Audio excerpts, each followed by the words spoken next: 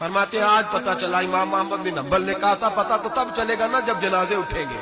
حضرت صدیق اکبر کا وصال ہونے لگا ہے۔ توجہ ہے آپ دوستوں کی، وصال کا وقت آیا تو فرمایا مجھے غسل دینا، کفن دینا، قبر نہ کھودنا۔ رواج کیا ہے، جب کسی کا انتقال ہوتا ہے تو کیا کرتے ہیں؟ کہتے قبر کھودو تو جنازہ، کہا میرا غسل کفن کرنا پر قبر؟ جناب کیوں؟ فرمایا جب میرا انتقال ہو جائے نا، غسل کفن کرنا، جنازہ بھی پڑھنا۔ اور بیان کس کو کر رہے ہیں؟ مولا علی شیر خدا کو۔ وصیت کس کو ہو رہی ہے؟ حضرت علی کو۔ فرمایا علی تیری ذمہ داری ہے، جب میرا وصال ہو جائے نا تو جنازہ پڑھ کے نا تو مجھے حضور کے دروازے پہ لے جانا۔ اور پھر اپنا کمال نہیں سنایا کہ میں نے بڑی تابعداری کیا، دیکھنا پھر بنتا کیا، یہ نہیں بتایا، یہ نہیں۔ عاجزی اپنی جگہ پہ، انکساری وہی ہے، اپنے آپ کو سمجھا وہی عاجزی ہے۔ کا لے جانا، در رسول پہ رکھنا اور کہنا حضور ابو بکر حاضر ہے۔ اگر خود بخود دروازہ کھل جائے تو اندر دفن کرنا قبر کھود کے، اور اگر دروازہ نہ کھلے تو کوئی میرا کمال نہیں، کوئی میرا کمال نہیں، اس میں کوئی میری شرمندگی نہیں۔ میں اپنے آپ کو یہ نہیں سمجھوں گا کہ مجھے کوئی مسئلہ بن گیا۔ آرام سے اٹھانا اور جنت البقیع میں لے جانا، اس لیے کہ مجھے اپنی نوکری پر کوئی دعویٰ نہیں، کوئی دعویٰ نہیں، میں خادم ہوں، خادم ہی اچھا ہوں، لے جانا۔ دعویٰ کوئی نہیں کیا، فضیلت نہیں بیان کی۔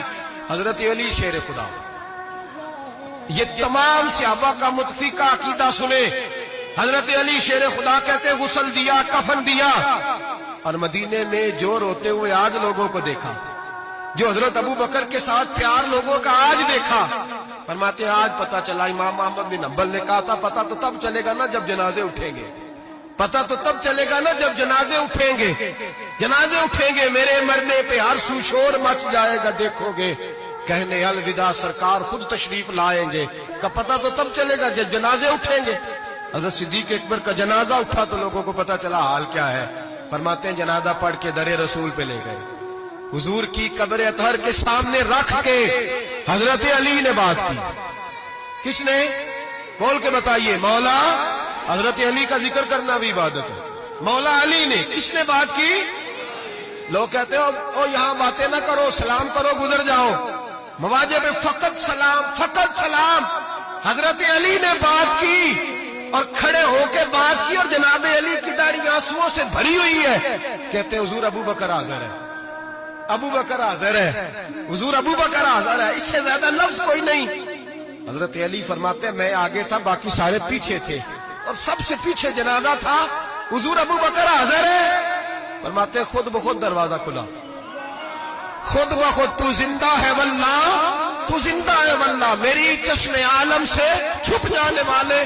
خود بخود جنازہ کھلا، دروازہ کھلا، اور فرمایا ہمیں تو انہوں نے کہا تھا نا دروازہ خالی کھول جائے تو دفن کر دینا۔ اندر سے آواز بھی آنے لگی، ادخلوا الحبیب الی الحبیب، دیر نہ کرو، محبوب کو محبوب کے ساتھ ملا دو، دیر نہ کرو، جلدی ملاؤ۔ فرماتے قبر کھودنے لگے تو 2 منٹوں میں قبر بھی نکل آئی، ایسے فٹافٹی۔ جناب صدیق اکبر کو دفن کیا۔ او بھائی سن لو، سن لو، دنیا کی دوستیاں کچی، قبر تک میرے رسول کا جرانہ پکا، کب میرے محبوب کا دوستانہ قبر میں بھی، حشر میں بھی، میدان میں بھی، ہر جگہ، ہر جگہ۔